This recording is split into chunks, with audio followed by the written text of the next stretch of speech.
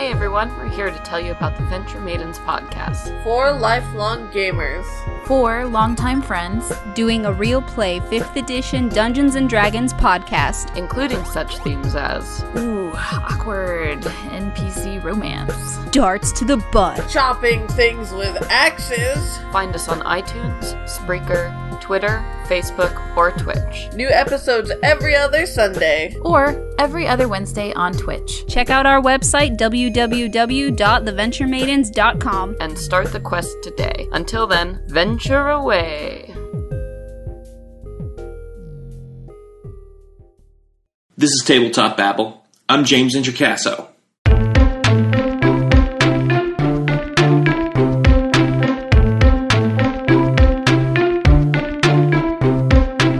Today on the show, we are hearing from amazing game masters and designers Karl Resch and Quinn Wilson about how to get player input involved in your games. This is a really great topic and something that I need to learn to do more of as a game master. So I used it as an opportunity for me to get a lot of learning done, had a lot of questions. I found it super helpful. Both of these gentlemen are very knowledgeable. I hope you will also find it super, super helpful. They are great people, and we are going to hear from them right now. Let's get to the good stuff. All right, now I am here with two people who I've had actually the pleasure to meet in person each once, which was not nearly enough time spent with these gentlemen, so I wanted to have them back on the podcast. I have Quinn Wilson with me and Karl Resch. Welcome, guys, to your first Tabletop Babble appearances. It is awesome to have you here. Thank you so much for coming on. Why don't we start with you, Karl, since you had been on the roundtable before. Let the listeners know who you are and what you do in the world of tabletop role-playing games. Okay.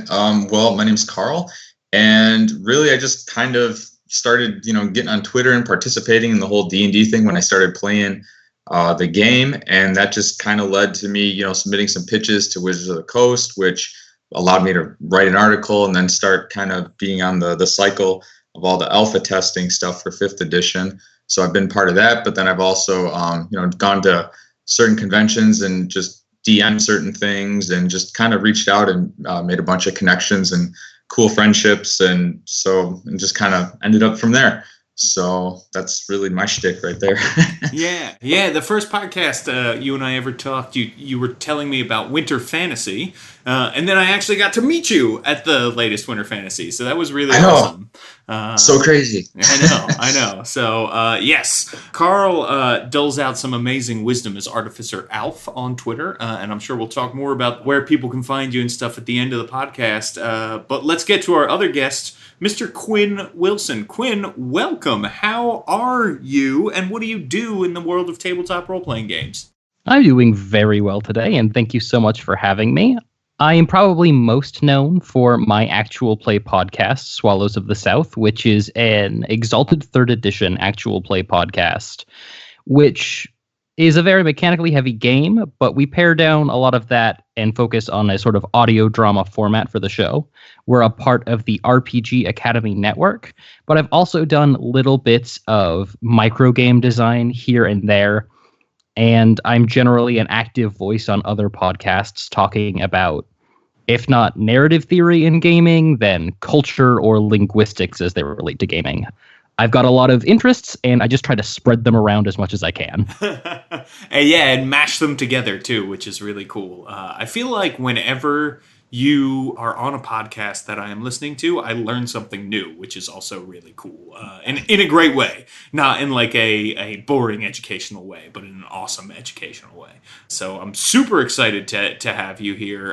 In fact, you helped inspire this topic that we are going to talk about today. It's, when we first talked about coming on the program, you said, this is one of the things I would love to talk about. So that's why I'm excited to have you. I'm excited to have Karl here because, Karl, I feel like, especially on Twitter, you are a champion of story. And I think of both of you as great storytellers, Quinn, like you said, Exalted is a system I would run away from in terror for doing a actual play experience for people. And Karl, I know I've tweeted out things about like, oh, I'm going to do this with my warlock. What should I do? And you've been like, well, whatever makes sense in the story. That's what you should do, which is a great sort of reminder to keep things on the rails. So in thinking about that, I wanted to talk today about getting input from the players and asking your players questions that prompt them to give input. When I think about that, I think a lot of us, particularly if we're newer GMs or DMs and we're out there and it's kind of like, ooh, give up my story to the players a little bit. I think that can be scary for people sometime. So when are sometimes you feel like it's right to prompt players with questions? And how do you do that? Give me an example or two. And Quinn, why don't we start with you since you brought this topic up? Yeah, absolutely. So I will say that this is going to be a recurring theme probably in a lot of the answers I give today, in as much as it's going to vary group to group. And the best way for any individual group to sort this out is to have a session 0 sort of thing before you start a game where you talk about the fact that you'd be interested in asking questions to the players, getting feedback and letting those drive the game, and then figuring out the level of comfort that each player has in answering questions. Some people are comfortable with that and some people aren't. And some people who aren't comfortable are comfortable being uncomfortable, and some of those people want to be pushed. So knowing what you're dealing with in terms of putting questions out is going to sort of shape where you want to put them forward. But in a more practical sense, for me, what I like to do is I think questions are most useful in instantiating circumstances at the beginning of scenes and the beginning of story arcs. At the beginning of any given arc that I work through, I usually have a sense of story beats that I want to hit, but not specific scenes or anything. And something that I do to help guide us there collectively is I ask big scale questions to players initially. This is someone that you know, things didn't go right between you guys. Who are they and why is that the case? Sort of things like that, or at the beginning of scenes. And that way, when you get a lot of answers to these bigger questions at the beginning, you can scale back on questions as you move through an arc without having that necessarily completely jettison the direction that you're moving the story in, while making the players feel that the input that they give to questions is very meaningful, and it gives them a sense of player agency in as much as what they as a player give to you in their answers pays off in the long run, because that gives you some time to think about the answers and then spiral those in to where you're going to hit those story beats. That's a good point, is sort of gauging how comfortable people are is always a good idea when you're doing this in a role-playing game, especially, people are giving up their time, they're doing it for fun, and sort of seeing who wants to be pushed, because some of your players may not be comfortable with it, like you said, but may want to give it a shot anyway. They're among friends, it's a great thing. I love that idea of, having a session 0 where you can set up the expectation there, ask people how they feel about that, ask people how they feel about all sorts of things as you begin to build the story together. I think that also helps foster the culture of communication that is super important in making stuff like this work. And so across the board, I'm a big fan of session 0s that ask all sorts of questions like that. We'll have to have you both back on to do a session 0 chat, because that would be really, really fun too. Karl, what about you? How do you know when the right time to ask these prompting questions are? And what do you ask? And how do you get your players comfortable with that? The first thing that I always kind of look at is I always feel like the first couple sessions of a game, they're like the season 1 of a TV show, because season 1, people always look back on it and they say, season 1 was okay, but what it was really doing was setting up, X, Y, and Z later on in all the later seasons. So to me, the trick is trying to start building that foundation for all the big payoffs. And so the type of questions I would typically ask is, everybody shows up and One person might say, well, I'm a half elf noble. And you say, later on, or you let them play the game and see how the players interact with one another. And then afterwards you reach out and you say, okay, well, you're this noble, so, where are you from? Or, do you have any family members? And you start trying to create little hooks and lines and everything. And then you might find out that somebody, like one of their family members, you don't have too much about them, but you have this one fact and you can connect it over to this other character. And then you can kind of start planting seeds and getting these two character arcs to intertwine and kind of surprise the players with, where things are headed, or even maybe some of them might start figuring out, where things are going. But the payoff's always there, and it kind of just creates these larger overarching, themes and adventures, and kind of taking all these strangers and bringing them together as a cohesive whole. That is very true. Starting out slow is also a good idea as people are learning the characters, learning what's going on. Some people are also learning the game system, right? If you've got any first-time players, they're getting comfortable with the rules, or maybe even just the idea of role-playing in general if it's their very first game. So I like that idea of season 1, we're establishing this thing. We're all figuring out together like a TV writer's room where this is going, and we're setting it up. And then when season 2 starts, we're knocking down those pins and we're thinking up some great ideas. I love approaching role-playing games as a television writer's room where sort of the game master is the head writer, and everybody else is also writing.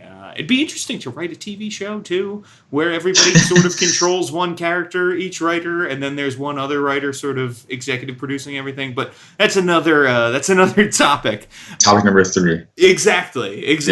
Yeah, we'll start a TV writers room podcast too, where we can talk about writer room techniques. But what are some good questions? What's an example of the best kind of question to ask players to get sort of good input from them about what's going to happen? Without, I think it's so hard, as it's such a fine line. People want to walk that line between giving your players enough narrative control, but then also, you don't want it to go too crazy. And so maybe part of that is, us trusting the players and learning to let go as game masters might be one thing. But sort of what are some of the best questions to ask players, and, be it either an actual question or sort of the type of question you should ask? Why don't we start with you, Quinn?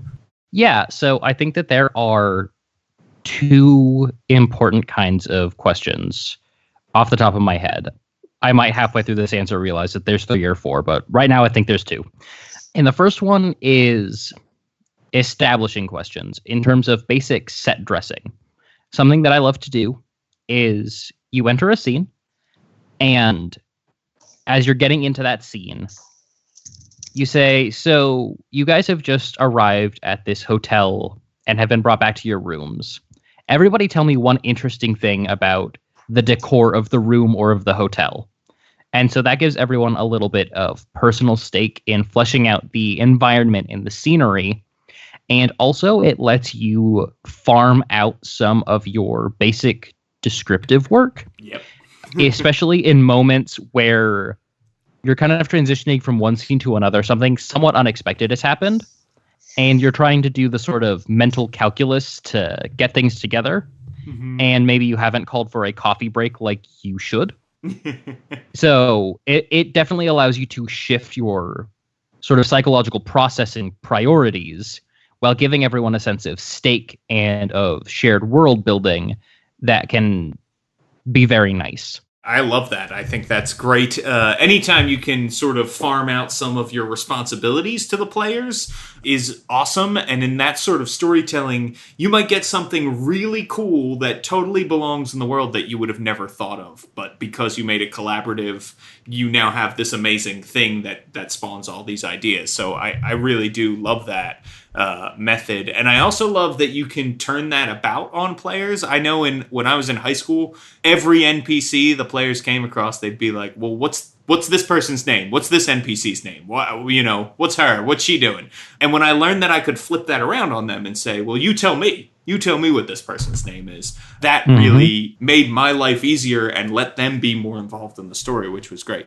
Oh, yeah, absolutely. And I also think, to the point that you just made, another great thing that can do is help establish from the players what they think is interesting or things that they might want to interact with in a scene. Sometimes people will have fun just setting up interesting things about the color and shape of the curtains, but sometimes people will put something in a scene because they want to interact with it, and that can be a really good prompt. The other kind of question, though, that I like to ask is leading questions, where this is for something that you want to establish backstory or complicate plot with, and the structure of those questions should always sort of be as follows. X underlying assumption is true. This has happened in the past. This is the reality of the situation, what have you. And then you put forward to the player, why is that? Or how is that? It could be, for example, that the tax collector who has arrived leading an investigation into the characters knows the rogue, and you're not on good terms. Or he owes you a favor, maybe.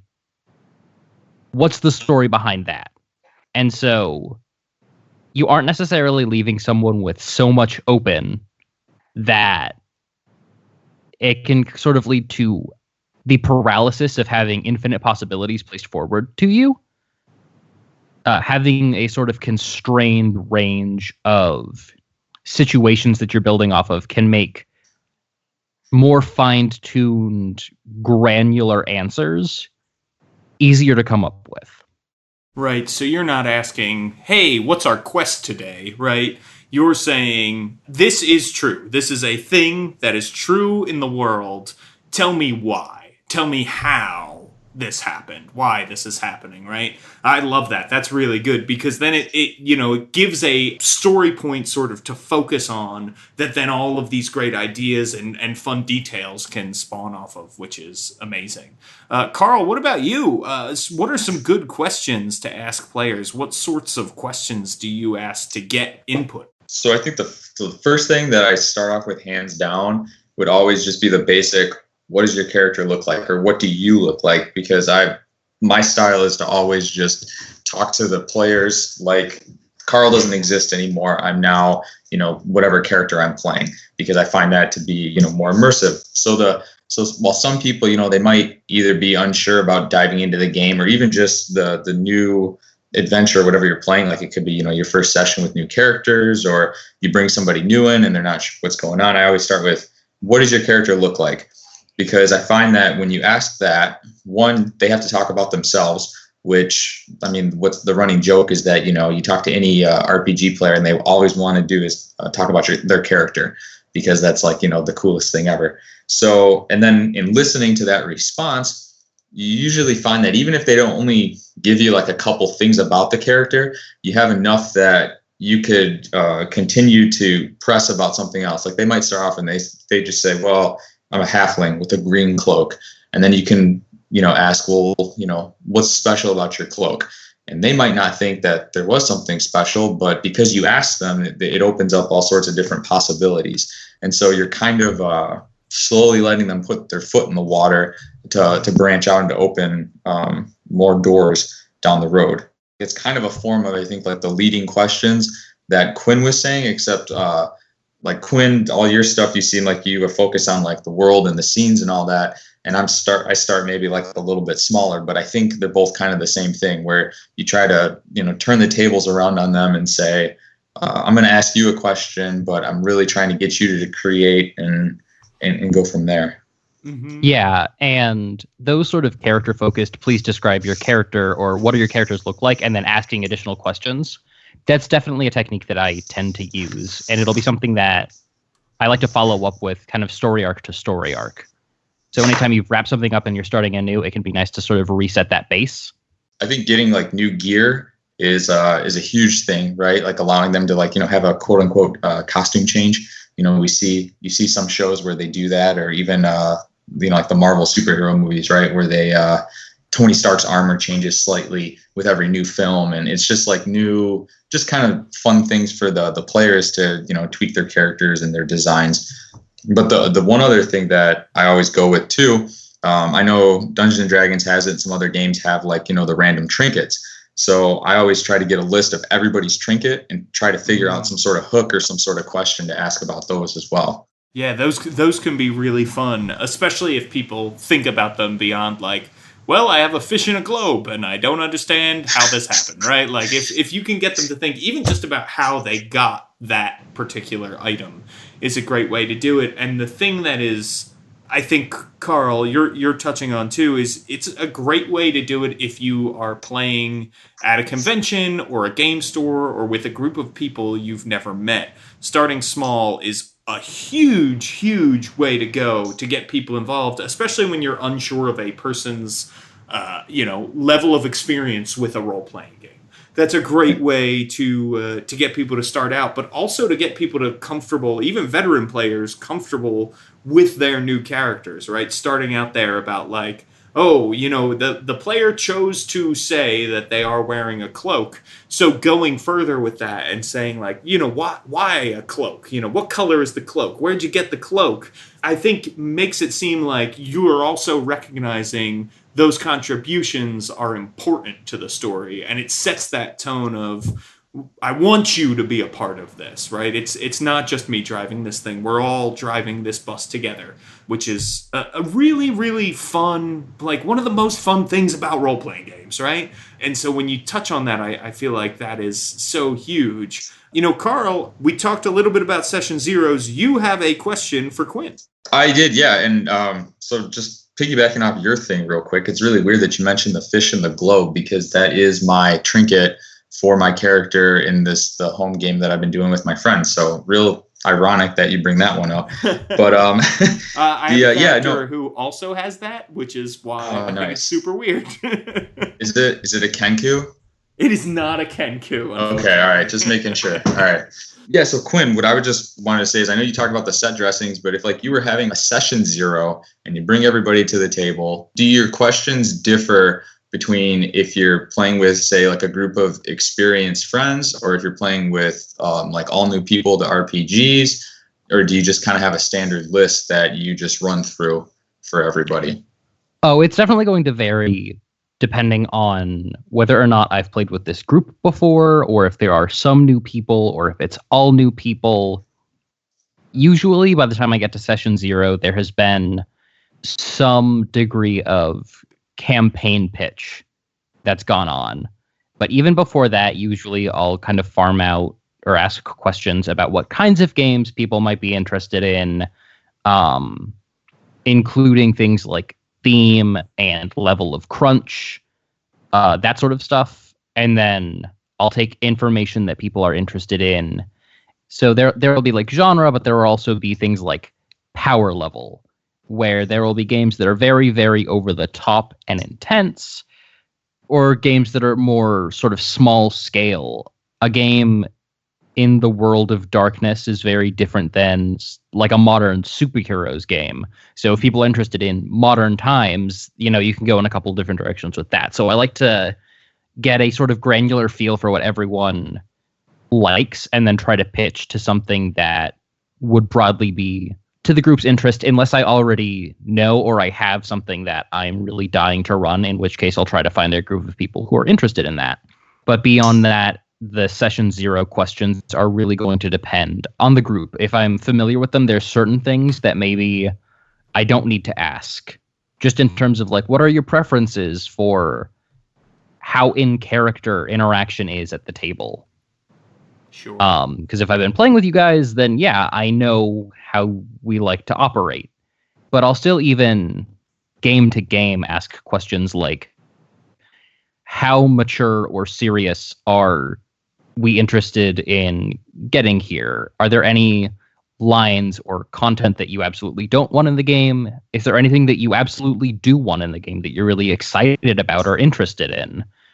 And I'll actually usually ask a lot of character backstory related questions at that point as well, to try to tie people together. Karl, do you run a session zero? And if so, sort of what questions do you like to ask? So I did run one session zero, And it was kind of funny because we had two separate groups going, and so my one friend was DMing one group, and then I was going to DM like this other game, and now both games have kind of like mashed together, and it's, you know, we're bringing characters from one to the other. But for the game that we started with, the session 0, the whole point, I sat down and, like Quinn said, I kind of wanted to say, okay, here's the setting, here's our little starting town, and just, you know, started with everybody and said, okay, like, you know, what's your character, you know, like what's your race, class, right? Like, what's the base descriptor that you can give me? And then once you get that information, and in this, I mean, to me, like most games work with race, class, whether you're playing like Dungeons and Dragons or the Star Wars RPG from Fantasy Flight or anything like that, you can kind of get an idea of like what people are going for based off the character descriptions that they give you. And then from there, yeah, once you start getting the basis of who they are, you can kind of start developing things. A lot of really what Quinn was touching on about, like, okay, give me one important person to you. Give me, like, you know, what's your family backstory like? What's something that would interest you around the area? Something that, because you might go into your session 0. James, have you done session 0s? Because obviously Quinn's talked about it, but I don't know if you said that you've done them before or not. Yeah, I do them. I play most of my games online on Roll20. So in general, session 0s for me happen typically over an email chain of like over 100 emails. It's one of those Gmail chains that restarts itself, you know, when you hit so many emails. But there are questions flying left and right.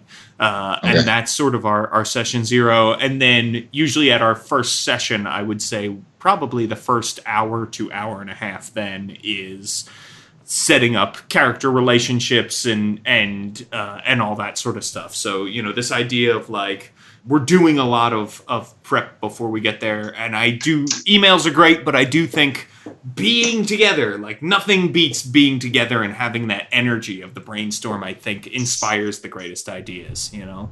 Right. That can be super helpful, but one great thing about emails, especially if you're not the best at taking notes, is you've got receipts.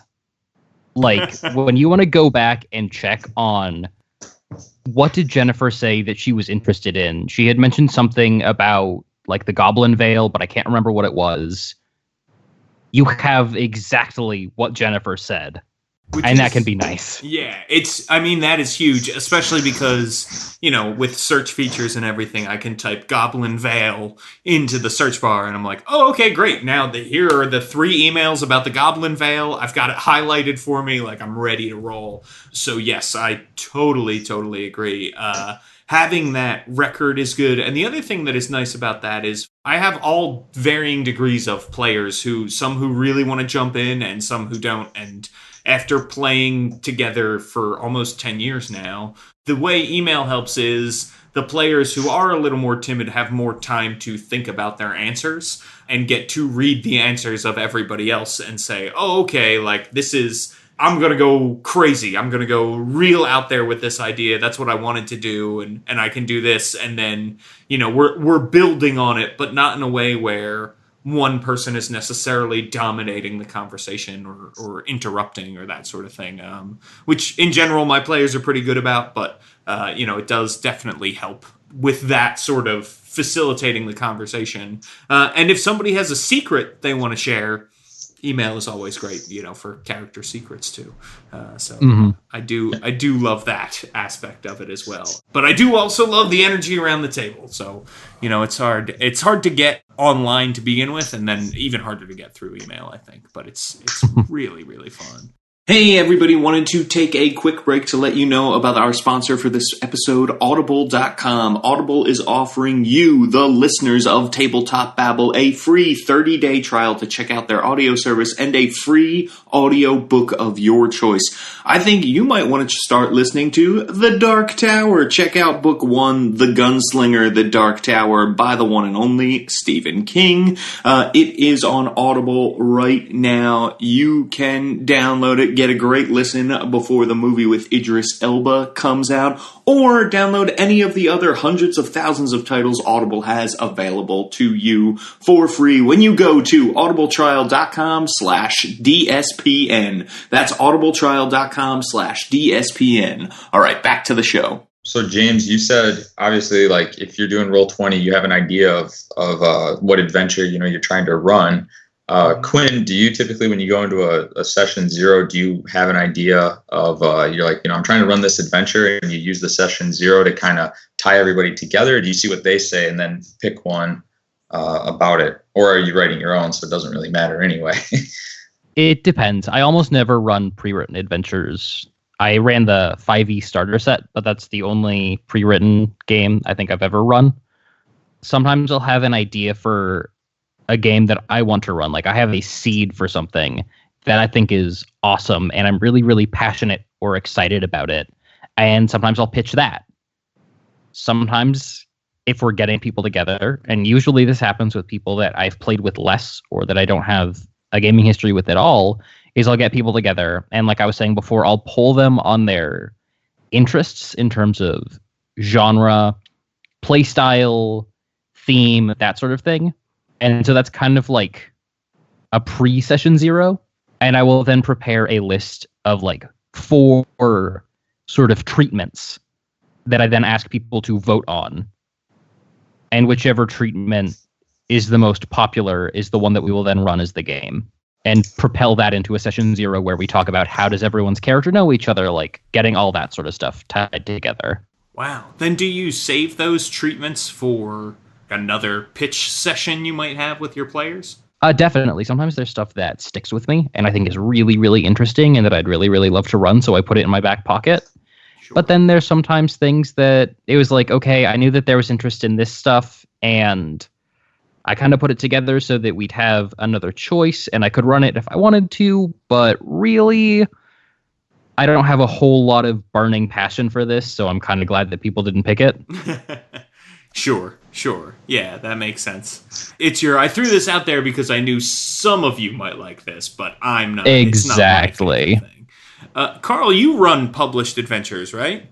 Yeah, so it's funny because I started running published more because for a little while it seemed like I felt like if I was running anything other than something that I created, I was, cheapening my my skills or my, creative talents. And then I just started learning that, there's a lot less stress and the games tend to go a lot better if you borrow from all these different places. So, so lately I was running more published stuff, but then of course, you always tweak it and you adapt it. So when I was doing the session 0 for the last one, I knew I wanted to try and plant seeds for the Slave Lords module, because I felt like, that would be really cool and it could lead into things. And I've even seen, I think James Wyatt back in the day wrote an article about what if I take all these pre-written modules and I just plant seeds like throughout my little starting town. And if the players go this way, I just play this one. And if they go this way, they play that one. And if, and then sometimes they could crisscross and meet. And that always really kind of resonated with me. And it allowed me to ask what, Quinn was saying about those leading questions. I could ask those leading questions about, maybe like the slavers or the monsters over here. And then I could even start getting a feel, okay, I think they want to head this way. And then I could start all my prep time for session 1, drawing whatever map I needed to draw or reading up on whatever adventure I needed to. So I found that to be pretty successful. So it's nice to have an idea of where you want to go, but it's definitely not the end all be all for everything. Yeah, it is. I think published adventures do present an interesting challenge when it comes to player input in particular, because you do want the players to still have part of that story, but at the same time you're like, well, I'm running this published adventure because I like the story and I want to have a place to go, but I do keep in mind that like pretty much everybody, whenever they pick up a published adventure, is going to change it in some way, right? A lot of people in particular change it in huge ways. It's been very interesting to watch Chris Perkins run some of the adventures he has written and see how he adapts them for the various groups he does when he plays with the Dice Camera Action group on YouTube and stuff like that. So it is fascinating. The idea about getting good player input is one that I really am passionate about, because I don't think I do enough of it as a game master, and it's something that I definitely want to learn how to get better at doing. And so what do we do? What happens if we get quote-unquote bad player input, right? Maybe an answer that to a question that isn't so great, or is not fully formed, or a little more generic maybe than we wanted to, or you could even get an answer, right, if you're playing at a convention or if you're playing with somebody who's never played before, right? You get that answer that's either something that is good for the players, like, right, tell me why this is like this. Well, it's like this because I have a rich uncle and he's sending me tons of money every month, right? Or you get responses from people who are intentionally trying to disrupt the game, which I think like those are sort of two different issues, right? One is weak story answers, and the other is people being jerks. And we sort of know how to deal with jerks, right? You ask them to stop being jerks, and then if they continue to be jerks, you ask them to leave. So, but what about this? Yes. right? Like that's how we deal with jerks. No quarter for jerks. But what about sort of weaker story answers? What is a good idea? Is it to ask a follow-up question? Quinn, what do you think? I would say absolutely ask a follow-up question, because even if something is presented as being sort of an easy out to a situation, like the aforementioned affluent uncle, you can then ask a follow-up question like, okay, well, what does he expect of you in exchange every month? And if their answer is nothing, he just loves me a whole lot, it's okay for you to say that answer isn't good enough, or I'm going to need more than that. And usually you shouldn't be super direct and just be like, no, that's bad. But you should try to explain why you're asking a question if the answer that you get to a question is not consonant with the reason that you asked it. So that is sort of explaining, okay, so I'm going to ask you another question about your uncle. And they give that answer, like, he just loves me. It's like, okay, the reason that I'm asking this is because I want to make things interesting for the plot. I'm trying to figure out something here that allows me to pull your character deeper into the story down the line, and that gives us some immediate stakes in the present situation. So, in light of that, is there anything that you might like to change about your answer? And if they still say no, then you could ask, do you not want me to involve your uncle in any future plots? Is that something that you don't want me to touch? Because sometimes that is the case. Sometimes people have people in their backstories that they really, really have no intention of people interfering with. I've had that happen a few times, and my narrativist instinct sometimes runs afoul of that or takes issue with that, but it's also at that point that it's important to recognize that sometimes people play games for different reasons, and knowing that the people that I'm spending time every month to keep safe are basically inviolate, that's important to those people. But I think follow-up questions usually help you get to the root of why the answer seems dissatisfactory, especially when coupled with explanation. If follow-up questions don't really seem to be pulling anything out. That's great. I think that's an amazing sort of way to do it, right? Ask a good follow-up question, and if you still can't pull it out after that, being honest about what you want to get out of the situation, I think is very good, because then it does let the player be honest as well and say something like, I know I put my uncle in the backstory here, but I am uncomfortable using them beyond just mentioning them in my backstory like we talked about. And then you can say, all right, fine, cool, we're going to move on, right? You can continue on with the story. Or the player can say, oh yeah, maybe I am being a little lazy. I had a hard day at work. Here's what I think, or could even open it up and say, I'm having trouble thinking of something interesting. Does anybody else have anything here? If they're comfortable doing that, which I think is always great, right? Karl, what about you? How do you deal with sort of if somebody's talking to you and you're maybe in the beginning, right, where you were talking about those leading questions, if somebody's giving you maybe some weaker answers to those leading questions, how do you approach that?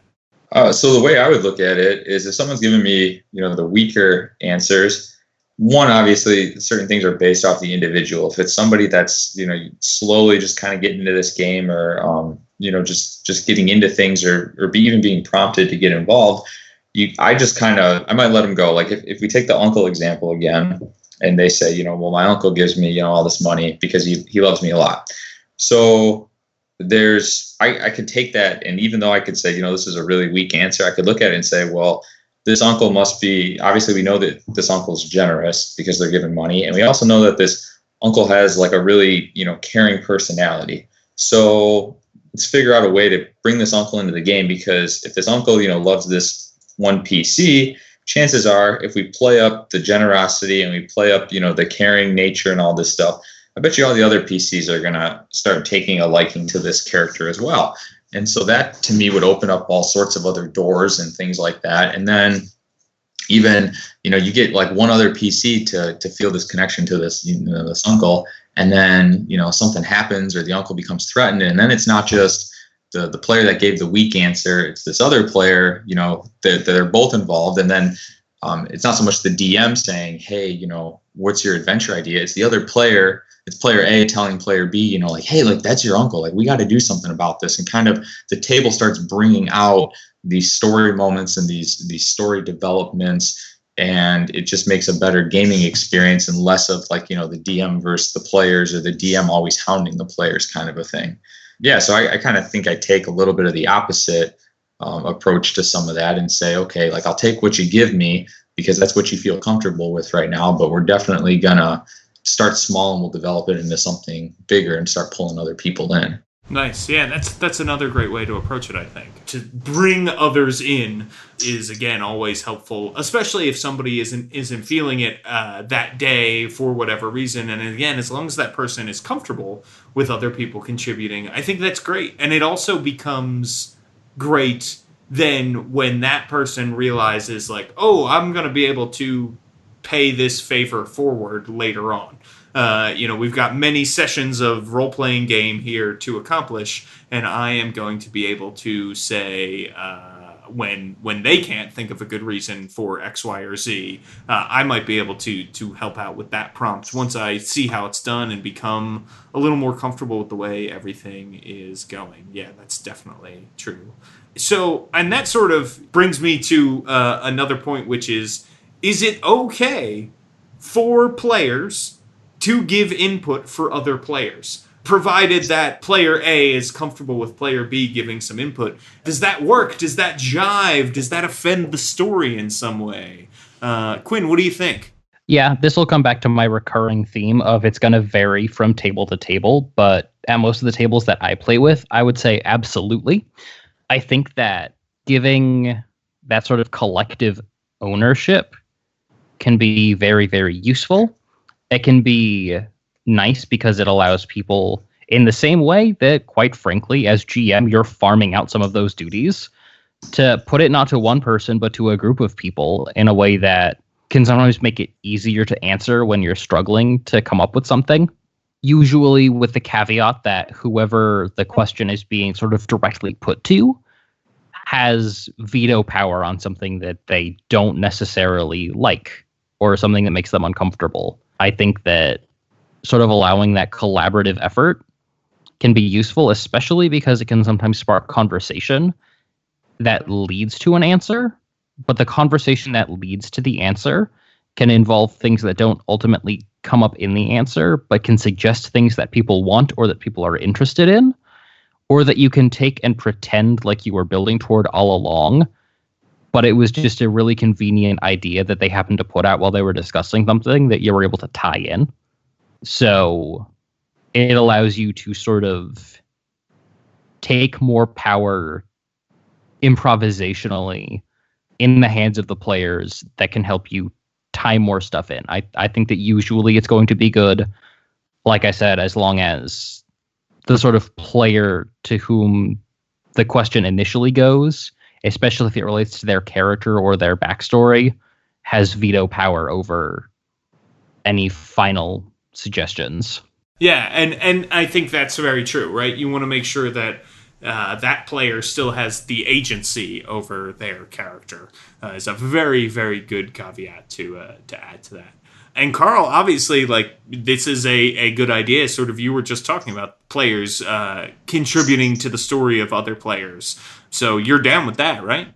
I'm totally down with that. I mean, I think convention games are kind of a different beast in general. So you sometimes have to be a little bit careful about what happens there. But certain times, my experience with those there's pretty much a common quest or goal already laid out from the get-go, so you don't have to necessarily put out as many feelers. But I know, like, from all my home games that I run, the players, there's definitely that expectation that everybody can build off one another. And even if I'm playing in a game run by friends, I fully expect that different players might piggyback off my ideas or make them better than what I originally had. So yeah, I think player collaboration is huge, and it just creates a better experience for everybody involved. Yeah, it really does feel like, again, Quinn, your point about sort of your improv chops, I think it helps build those too. And it's a great way to encourage and train other game masters,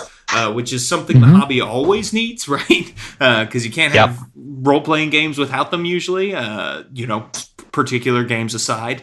So it's always great to, can be sort of a proving ground or a training ground. Somebody can realize, like, oh, hey, I'm always jumping in there and coming up with story ideas. Maybe I want to run a game, which would be a great thing. You'd be doing the work of the gods if that's the way things end up. I think to that point, asking questions, not only can it make people sort of realize that, oh, hey, I've got ideas that are good and interesting. Part of the reason that I ask leading questions, and sometimes I'll ask follow-ups, is to sort of scaffold the learning process, or to scaffold the input process in a way that hopefully should over time make it clear the kinds of questions that I think are important to ask and analyze and consider when you're doing things like session prep or running a game. It is very much me laying out in pretty bald-faced ways a lot of what I go through when I do prep and when I run games. It's very transparent about that. And so ideally, I think that if I'm doing it well, if people have been playing with me for a while, they should be left with something of a toolkit for, here are the kinds of issues that are important to consider and to think about when you're doing something like running a game. Yeah, definitely agree. I definitely think that's awesome. So I could talk about this for days, but I know we are fast approaching the end of our time here. So do we have any final thoughts about player input before we wrap up? So to me, like, the number one thing about player input, again, just kind of elaborating on some things that, both James and Quinn, you both just touched on, was that the more player input you get, or that one player that always seems to latch on to giving you input or bouncing ideas off you, those are the people that you can kind of end up giving that push to just start DMing. I know that with my group of friends, there was me and myself me and one other friend, not myself, that ended up, we were like the two primary GMs for running the games.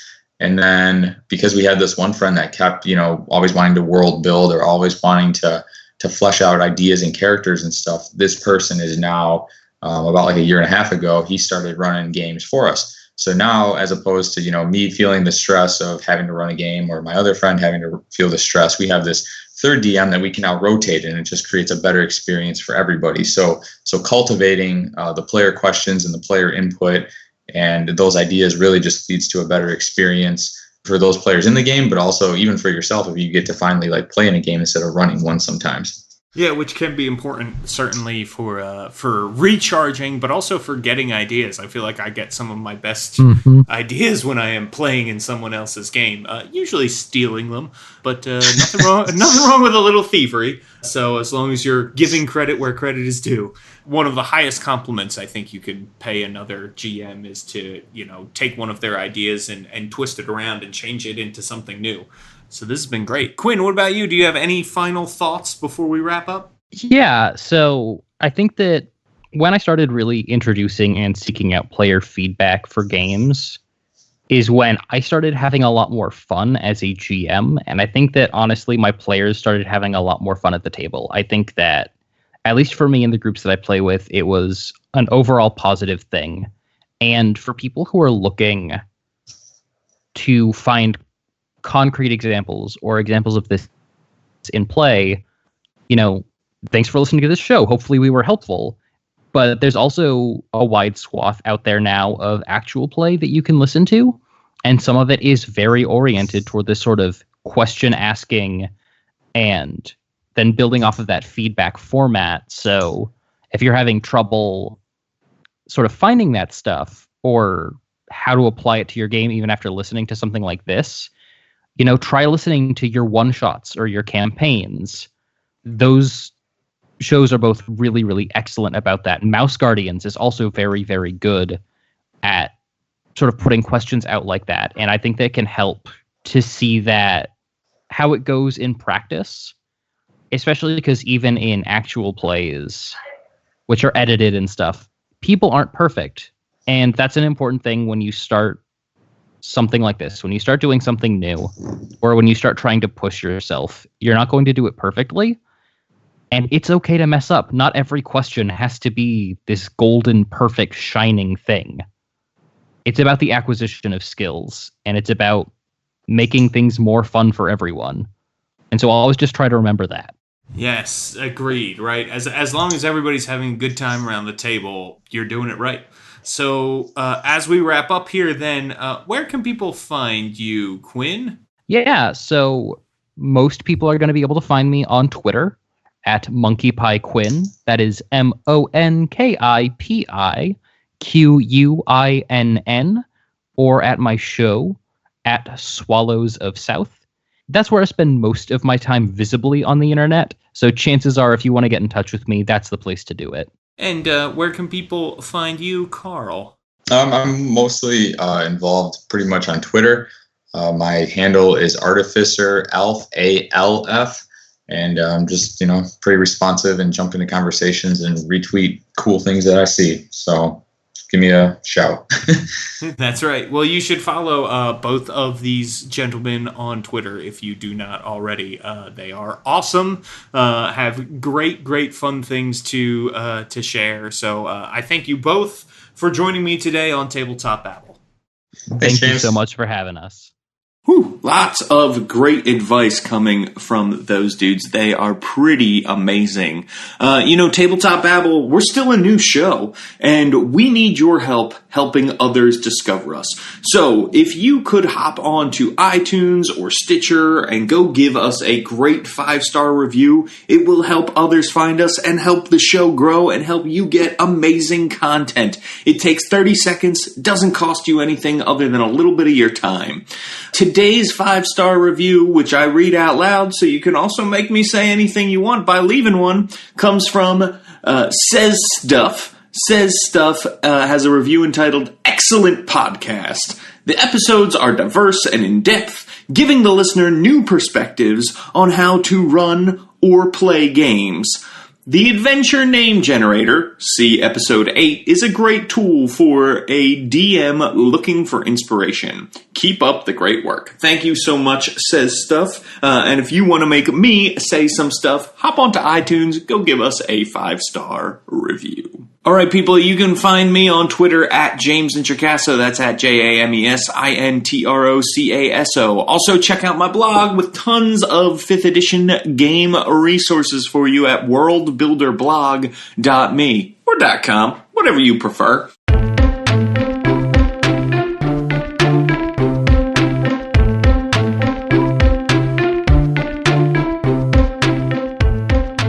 Tabletop Babble is a podcast on the Don't Split the Podcast network. Thanks to Rudy Basso for founding it with me. Our theme music, which you're listening to right now, is provided by Battle Bards.